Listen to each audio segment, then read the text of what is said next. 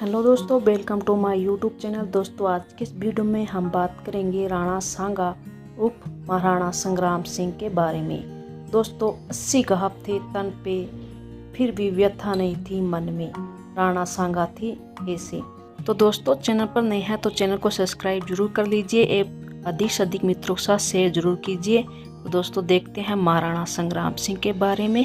दोस्तों, महाराणा सांगा उर्फ संग्राम सिंह मेवाड़ और चित्तौड़ के इतिहास के वीर और प्रतापी राजा थे। महाराणा सांगा का इतिहास और महाराणा सांगा की कहानी शुरू होती है 12 अप्रैल 1482। इस दिन राणा रायमल के तीसरे पुत्र के रूप में महाराणा सांगा का जन्म हुआ था।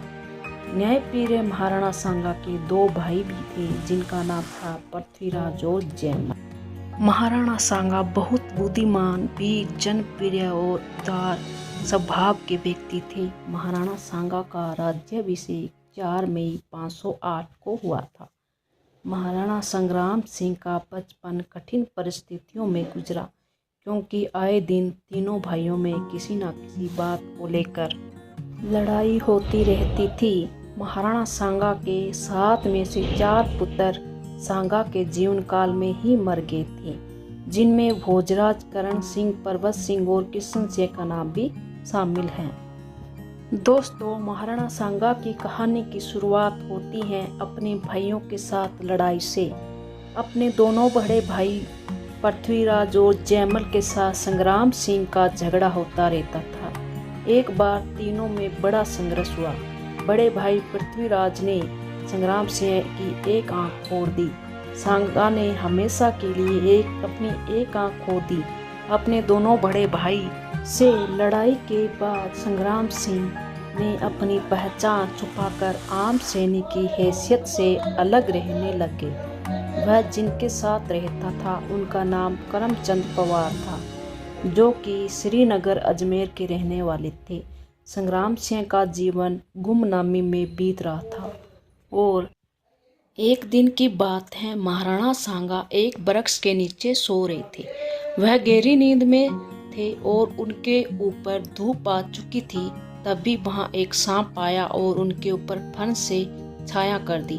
तभी अचानक वहां करमचंद पवार आ गए और सांप को देखकर वह अक्का बक्का रह गए। उन्होंने संग्राम सिंह को जगाया और सांप वाली बात बताई और पूछा कि सच सच बताओ, आप कौन हैं।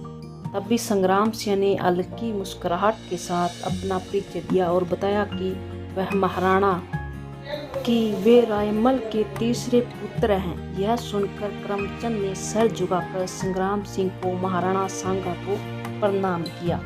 पृथ्वीराज और जयमल के देहांत के पश्चात महाराणा रायमल को पता लगा कि संग्राम सिंह जिंदा हैं, तो उन्होंने उसको बुलावा भेजा और 4 मई 1508 ईस्वी को महाराणा रायमल का देहांत हो गया और उनके पुत्र संग्राम सिंह का राज्याभिषेक हुआ।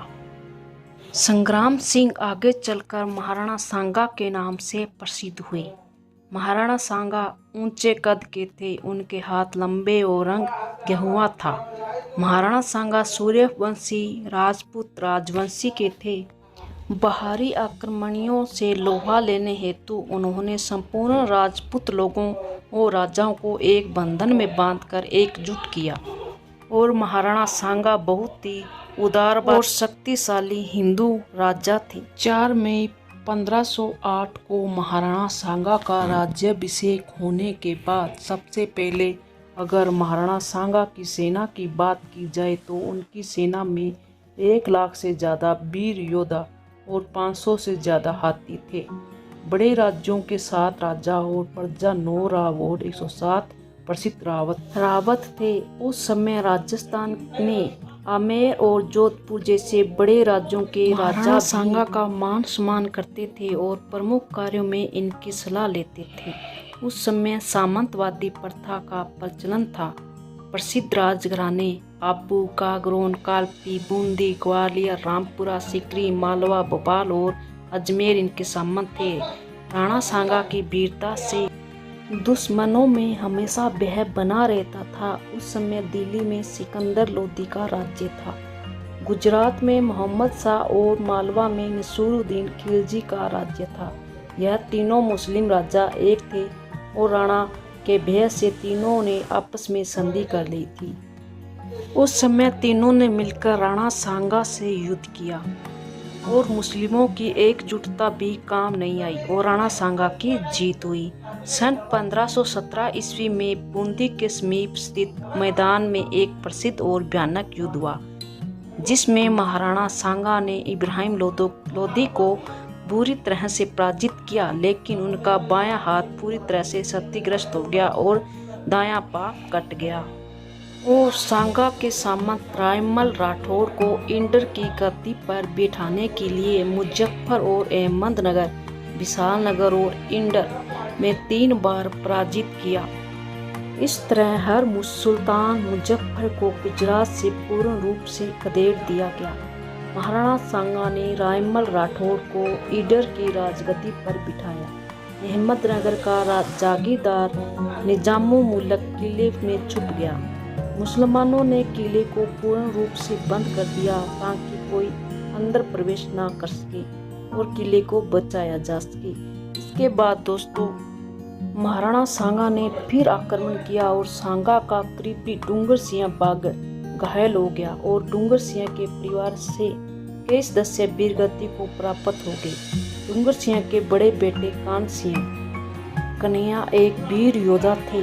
उन्होंने अहमदनगर किले के दरवाजे के ऊपर लोहे के बड़े बड़े नुकीले भाले लगे होने के कारण किले का भेद पाना बहुत मुश्किल था। भाले बहुत ही नुकीले थे, उनको हाथी भी नहीं तोड़ पा रहे थे। कान सिंह को एक उपाय सूझा। वह खुद दरवाजे के चिपक गया और महावन को आदेश दिया कि अब हाथी से सिर से मेरे ऊपर जोर से वार करो। हाथी ने जोर से वार किया। कान सिंह ने प्राण त्याग दिए, लेकिन इससे दरवाजा टूट गया और सेना ने किले में प्रवेश कर लिया। अंदर प्रवेश करते ही मुसलमान सेना के सिर से धड़ होने लगे और निजामुल मुल्क वहां से भाग निकला। सुल्तान मोहम्मद और मांडू का युद्ध। दोस्तों ये युद्ध हुआ था 1519 को। महाराणा सांगा अपनी पूर्ण सेना के साथ गागरोन के राजा की सहायता के लिए गए। सुल्तान मोहम्मद पर आक्रमण किया। बहुत ही कम समय में राणा सांगा ने मोहम्मद को और पराजित कर दिया। सांगा के आदेश पर मोहम्मद को राजपूत सेना ने इलाज के लिए अपने साथ ले गए। 3 महीनों तक मोहम्मद को चित्तौड़ में बंदी बनाकर रखा। बाद में उसको वापस मांडू पहुंचा दिया और मांडू पहुंचकर महमूद ने राणा सांगा को उपहार में सोने की कमर, पेटी और हीरो रत्नों से जड़ित चमचमाता मुकुट भेंट किया। इसके बाद दोस्तों हुआ था बांडी का युद्ध। महाराणा सांगा और इब्राहिम लोदी के मध्य 1517 ईस्वी में धौलपुर में लड़ा गया था। सन 1509 ईस्वी में मेवाड़ के महाराणा बनने के पश्चात राणा सांगा ने मेवाड़ की सीमाओं का विस्तार करने पर और अपने क्षेत्राधिकारी विस्तृत करने पर ध्यान दिया। इसके लिए सबसे पहले उन्होंने कई महत्वपूर्ण और पड़ोसी राजपूत राजा को एकत्रित किया। जब इब्राहिम लोदी तक यह खबर पहुंची कि महाराणा सांगा उसकी सीमा में घुस आया है, तो वह घबरा गया और तुरंत महाराणा सांगा से युद्ध के लिए तैयार हो गया। महाराणा सांगा और इब्राहिम लोदी के मध्य हुए सबसे पहले खातौली नामक तानपेर हुआ, जिसमें महाराणा सांगा ने इब्राहिम लोदी को पूरी तरह से पराजित कर दिया था। इसके बाद दोस्तों खातौली का युद्ध महाराणा सांगा और इब्राहिम लोदी के मध्य 1517 ईस्वी में खातौली नामक स्थान पर हुआ। खातौली पीपलदा कोटा में स्थित है। इब्राहिम लोदी और महाराणा सांगा के बीच का यह युद्ध इतिहास में आज भी स्वर्णिम अक्षरों से अंकित है। खातौली के युद्ध में महाराणा सांगा ने पूरी तरह से पराजित किया था। इसके बाद दोस्तों ब्याना का युद्ध हुआ था। महाराणा सांगा और बाबर के युद्ध का नाम मशहूर है। ब्याना का युद्ध महाराणा सांगा और बाबर के बीच लड़ा गया था। यह पहला युद्ध था दोस्तों जिसमें ब्याना का युद्ध 21 व 22 फरवरी 1527 ईस्वी में लड़ा गया एक ऐतिहासिक युद्ध था। इस युद्ध में महाराणा सांगा ने बाबर को बुरी तरह से पराजित किया था। तो इसके बाद फिर एक बार युद्ध करने आता है बाबर खानवा का ऐतिहासिक युद्ध बाबर और महाराणा सांगा के बीच लड़ा गया था। यह युद्ध 16 मार्च 1527 के दिन आगरा में 35 किलोमीटर दूर खानवा नामक गांव में लड़ा गया था। महाराणा सांगा और बाबर लड़ा गया यह युद्ध खानवा का युद्ध इतिहास के सबसे भीषण और भयानक युद्ध में शामिल है। 16 मार्च 1527 के दिन लड़े गए खानवा के युद्ध में बाबर ने महाराणा सांगा को पराजित कर दिया। इसके साथ ही महाराणा सांगा का हिंदू स्वराज्य का सपना टूट गया। दोस्तों, शरीर पर थे 80 घाव। राणा सांगा ने इब्राहिम लोदी, मोहम्मद खिलजी और बाबर के खिलाफ कई लड़ाइयाँ लड़ी थी।